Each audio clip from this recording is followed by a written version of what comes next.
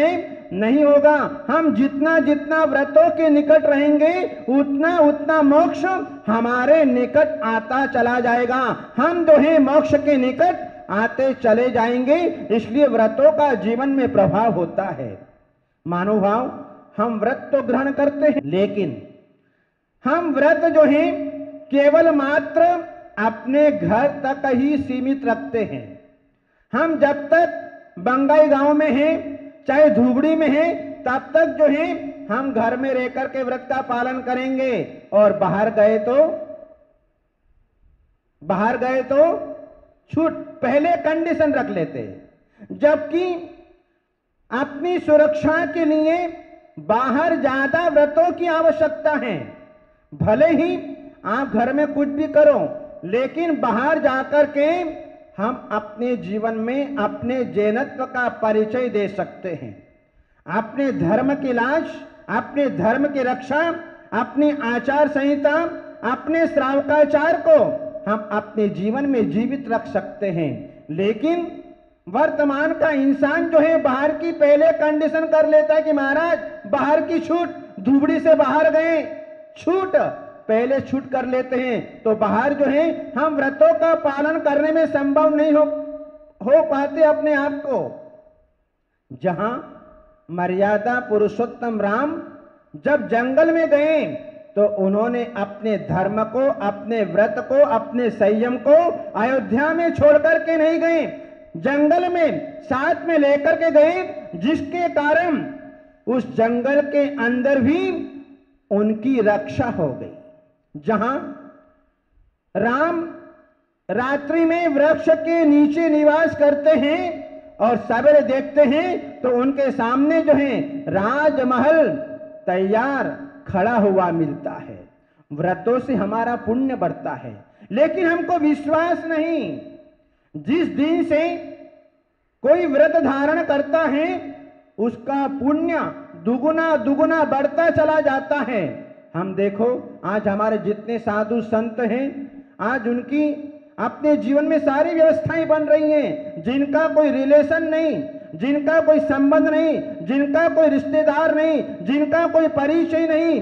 आसाम में हमारा कौन था? हमारा क्या परिचय था? हमारे कौन रिश्तेदार थे? कौन सगे संबंधी थे? कौन साजी साहब थे? कोई थे? कोई नहीं थे। लेकिन जिस दिन से व्रत लिया उस दिन से साधु संतों का पुण्य इतना बढ़ता चला गया, इतना पुण्य बढ़ता चला गया कि अपने आप जो है सारी व्यवस्थाएं होने लगी। आज साधु जो सारे देश में भ्रमण करता है। आप लोग तो 2-4 गांवों के अंदर कभी कलकत्ता चले गए, कभी बेंगलोर चले गए, कभी हैदराबाद चले गए, कभी जयपुर चले गए, बस इतना ही आपका क्षेत्र। लेकिन साधु संत सारे देश में विहार करते रहते हैं, फिर भी जो है उनकी रक्षा हो जाती है। ये व्रतों का प्रभाव है। इसलिए अपने जीवन में व्रतों से डरो मत। छोटा व्रत लेकर भी अपने जीवन में आगे बढ़ो, और एक दिन ये आएगा वह छोटा सा बीज, जिस प्रकार से वट का बीज कितना छोटा होता है और जब पनपता है तो कितना उग्र रूप धारण कर लेता है, कितना विशाल रूप धारण कर लेता है। इसी प्रकार से छोटा सा व्रत अपने जीवन में एक बहुत बड़ी तपस्वी अपने जीवन के अंदर बना देता है। इसलिए वैधरणम, व्रतों को धारण करो। तब यर्णम वैधरणम संयम शरणम। व्रतों का धारण कैसे होगा? व्रतों का धारण ऐसे नहीं होता। संयम की शरण को प्राप्त करना पड़ेगा। जीवन में हम 5 इंद्रियां और मन को कैसे वश में कर सकें, ये बात हमें अपने जीवन में संयम दिखाता है। ध्यान रखना, संयम जो है हमारा पुलिस शासन है। जिस प्रकार गांव में दंगा फिसाद होता है तो पुलिस आकर के जो है सारे गांव वासियों को कंट्रोल में कर लेती है, सारी पब्लिक को कंट्रोल में कर लेती है और किसी प्रकार का दंगा फिसाद नहीं होने देता है। उसी प्रकार से संयम जो है हमारे 5 इंद्रिय और मन जो कि दंगा फिसाद करते हुए देखे जाते हैं, लेकिन जैसे ही संयम आ जाता है जीवन में तो सारे के सारे 5 इंद्रियां और मन जो हैं वे अपने आप अपने वशीभूत हो जाया करते हैं। यदि संयम के द्वारा भी मन वश में नहीं होता है, जिस प्रकार से गांव में उत्पन्न होने वाले दंगे फिसाद को पुलिस यदि कंट्रोल नहीं कर पाती है तो फिर मिलिट्री शासन का प्रयोग किया जाता है। और मिलिट्री शासन में तो फिर वहां तो कुछ भी नहीं देखा जाता है, वहां तो फिर लाठी चार्ज भी होता है। वहां पर जो है नाना प्रकार की धाराएं भी लगती हैं, अनेक प्रकार की अनुशासन की सामग्री वहां पर दिखाई जाती है और पब्लिक को कंट्रोल में किया जाता है। इसी प्रकार से जो है यदि संयम के द्वारा हमारा मन वश में नहीं होता है तो हम जो है इस तप रूपी मिलिट्री शासन का उपयोग अपने जीवन के अंदर करते हैं और अपने स्वच्छंद मन को, स्वच्छंद इंद्रियों को अपने जीवन के अंदर वश में करते हुए दिखाई देते हैं। इसलिए संयम शरणम, संयम की शरण को प्राप्त करो। अभी तक तो हम असंयम की शरण में रहे, अभी तक संयम की शरण में नहीं आए, इसलिए संसार में दुख का अनुभव कर रहे हैं। यदि संयम की शरण में आ जाते तो संसार में दुखों का पात्र नहीं बनना पड़ता। इसलिए संयम की शरण को प्राप्त करो। तब अरणम वैधरणम संयम शरणम च जीव दया करणम। संयम कैसे मिलेगा? जहां पर जीवों के प्रति दया का भाव आएगा वहां पर संयम जीवन में प्रकट हो पाएगा। इसलिए जो है जीव दया करणम, जीवों के प्रति दया का भाव रखो, जीवों के प्रति दया करो। और फिर समाहि मरणम, तब जाकर के जीवन में समाधि मरण होगा। और जो है आप देख रहे हैं कल से कि हमारे क्षेमंकर सागर जी महाराज यहां पर आए समाधि की साधना करने के लिए। कल उन्होंने अपने जीवन में तप को स्वीकार किया, संयम को स्वीकार किया, महाव्रतों को स्वीकार किया और अपने जीवन में उन्होंने समाधि का लक्ष्य बना करके अपने जीवन में यात्रा शुरू कर दी। आज अभी उनसे पूछा गया, बोलो महाराज आपको आहार में क्या क्या लेना है? अनेक नाम गिनाए, बोले मुझे कुछ नहीं लेना, केवल सिर्फ पानी लेना है और कुछ नहीं लेना। देखो संयम का प्रभाव, पीछे हाथ में आते ही जीव के परिणामों में कैसे परिवर्तन आ जाता है पता नहीं चलता है। ये तपस्या का प्रभाव, ये संयम का प्रभाव, ये संयमी का प्रभाव कि जहां पर मन में अब कुछ भी ग्रहण नहीं करना है। मैंने तो अपना लक्ष्य बना लिया कि मुझे समाधि मरण करना है, संलेखना महोत्सव करना है, क्योंकि इसको ग्रहण किए बिना मैं अपना जीवन सफलता को प्राप्त नहीं करा सकता, इसलिए मुझे समाधि मरण करना है। समाधि मरण भी हर कोई नहीं कर सकता। जिस जीव की सत्ता में संलेखना जन्य पुण्य होता है वही भव्य प्राणी अपने जीवन में संलेखना समाधि मरण कर सकता है।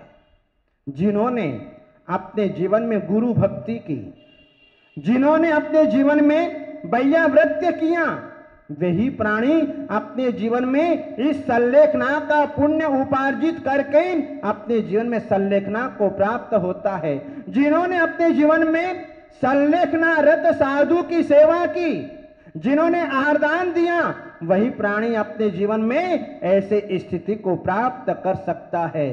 समाधि मरण बहुत मुश्किल से मिलता है। करोड़ों करोड़ों जन्मों का पुण्य उदय में आता है, इंसान को अपने जीवन में सब कुछ मिल जाता है, लेकिन समाधि मरण होना और सम्यक दर्शन प्राप्त करना, ये दो चीज संसार के अंदर बहुत दुर्लभता से प्राप्त हो पाती है। तो ऐसा पुण्य क्षेमंकर सागर महाराज का उदय में आया, जिसके कारण उन्होंने अपने मन में समाधि मरण करने का संकल्प अपने जीवन के अंदर बना लिया। महानुभाव, जहां एक क्षण की भी संलेखना की साधना हो जाती है तो अपने जीवन में कल्याण हो जाता है। जहां सम्यक दर्शन पूर्वक मरण हो जाता है अपना जीवन सफलता को प्राप्त हो जाता है। कहा तिर्यंचों ने एक अंतर्मूर्त के लिए अपने जीवन में संलेखना की साधना कर ली, महापुरुष बन गए। भरत चक्रवर्ती ने शिव की पर्याय में 18 दिन तक संलेखना की साधना की और जो है भरत चक्रवर्ती बन गए। ऐसे कई उदाहरण हमारे शास्त्रों में भरे पड़े हैं। एक व्यक्ति था बहुत गरीब और जो है अपने घर के अंदर जो है अच्छी तरह लालन पालन पोषण हो रहा था, जिसके कारण अपने जीवन में कुछ भी कमाता धमाता नहीं था। बस घर बैठे आराम से भोजन करना और दिन भर घर के अंदर बने रहना। इधर जो है एक दिन अन्य भाइयों ने जो है कहा कि अपना छोटा भाई कुछ भी कमाता नहीं है, कोई व्यापार नहीं करता है और घर में बैठे बैठे खा रहा है, इसको घर से बाहर निकालना चाहिए। इंसान देख लेते हैं कि इंसान की दशा क्या होती है। आज भी व्यक्ति कमाता नहीं है तो घर में कितने दिन रखते उसको बाहर निकाल देते, साथ में कोई रखने के लिए तैयार नहीं होता।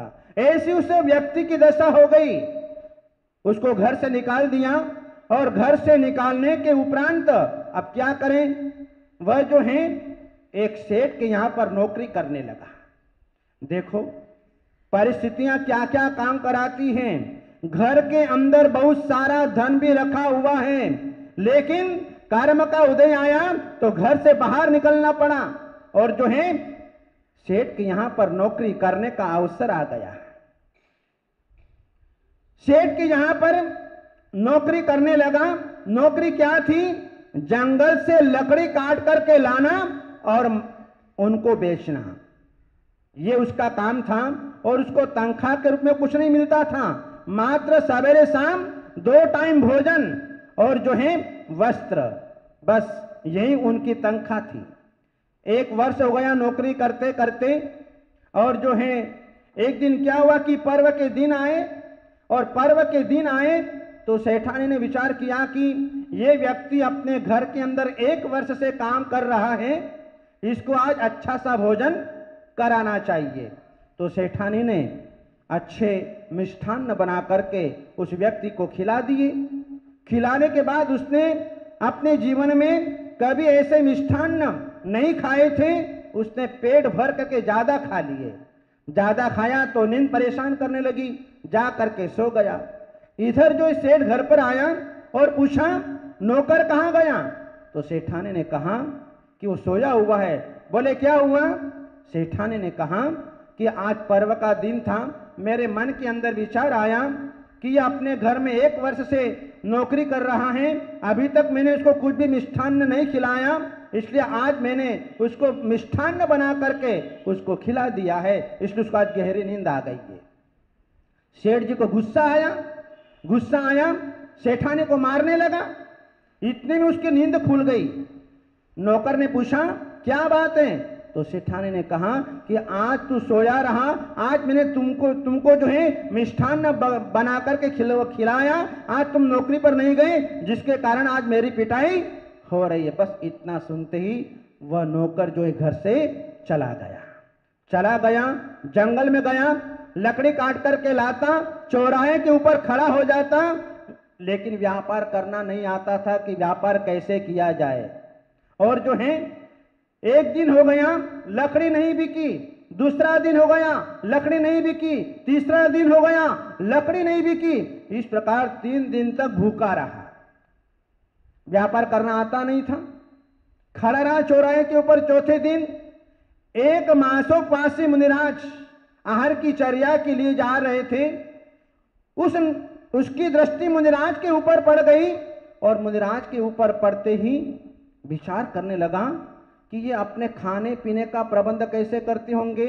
इनका शरीर दुबला पतला लकड़ी जैसा है, इनके शरीर पर वस्त्र भी नहीं है, चलो अपन भी इनके पीछे पीछे चले। और जो है वह मुनिराज के पीछे पीछे हो लिया और जो है मुनिराज बस्ती में जाकर के उनका पड़गाहन हो गया। पड़गाहन होने के उपरांत मुनिराज का आहार हुआ। मुनिराज तो आहार करके लिए जंगल में चले गए और जो है इधर लोगों ने सोचा ये कोई ब्रह्मचारी आया होगा, इसलिए इनको भोजन कराओ। तो श्रावकों ने जो है उनको भोजन कराया और पूछा वे नंगे बाबा कहाँ गए? बोले वो तो गए जंगल में। वो भी जंगल में चला गया। मुनिराज जो है ध्यान साधना में तल्लीन हो गए। उसने देखा कि मुनिराज ध्यान साधना में बैठे, अपन भी ध्यान साधना में तल्लीन हो जाओ। इस प्रकार पूरा दिन बीत गया। दूसरा दिन हुआ, अब उसको वापस भूख लगी। अब क्या करें? मुनिराज तो मांसोपासी थे, तो उसने क्या किया, अपने कपड़े खोल दिए और पीछे कमंडल लेकर के चलता बना। पीछे कमंडल लेकर के चलता बना। लोगों ने देखा कि आज फिर मुनिराज आहार में आए हैं, पड़गाहन करने लगे। और पड़गान करके जब उनको पड़गाने का श्रावकों ने विचार किया, सब खड़े हो गए कतारबद्ध। मुनिराज ने विचार किया कि देखो आज एक दिन के जो हैं मुनिराज को देख करके इतने लोग पड़गाने लगे, अपन आज आहार नहीं करेंगे, कल आहार करेंगे। चले गए वापिस बिना आहार किए। वापिस जो है पीछे कमंडल में मुनिराज के पास में रख दिया। वापिस वस्त्र धारण कर लिए। दूसरा दिन हुआ, विचार किया मुनिराज आहार पे उठेंगे, पर वो तो उठे ही नहीं। तो फिर वापिस कपड़े खोल दिए, पीछे कमंडल लेकर के बस्ती में आ गया। लोगों ने देखा आज भी मुनिराज आए, कल भी उनकी विधि नहीं मिली और आज फिर आए हैं पड़गाहन करने लगे। लेकिन उनके मन में विचार आया कि आज इतने श्रावकों ने चौका लगाया, आज आहार नहीं करेंगे, कल आहार करेंगे। चले गए। दूसरा दिन हुआ, फिर तीसरा दिन हुआ, तीसरा दिन हुआ और फिर जो है मुनिराज की ध्यान साधना टूटी। ध्यान साधना टूटने पर मुनिराज ने अवधि ज्ञान से जान लिया कि अब इसकी आयु अंतर मुहूर्त की शेष बची है, 48 मिनट की आयु शेष बची है, इसलिए इस जीव का उद्धार करना चाहिए। तब मुनिराज ने जो है उसको संबोधन दिया, विधिवत उनको दिगंबर दीक्षा धारण कराई और जो है जीवन भर के लिए चारों प्रकार के आहार पानी का त्याग कराया और जो है अंतर मुहूर्त में संलेखना पूर्वक मरण करके वे अगले भाव में आकर के चंद्रगुप्त मौर्य बन गए, जो हमारे जैन धर्म का अंतिम राजा हुआ, जिसने मुकुट उतार करके अंतिम श्रुत केवली भद्रबाहु स्वामी के पादमूल में श्रवण बेल गोला की धरती पर जिन्होंने दीक्षा को ग्रहण किया, 12 वर्ष तक अपने गुरु की सेवा की और स्वयं ने 12 वर्ष तक संलेखना की साधना करके अपने जीवन को सफल कर लिया। महानुभाव, यदि 48 मिनट के लिए भी हमारे जीवन में संलेखना हो जाती है तो हमारा अनंत संसार समाप्त हो जाया करता है।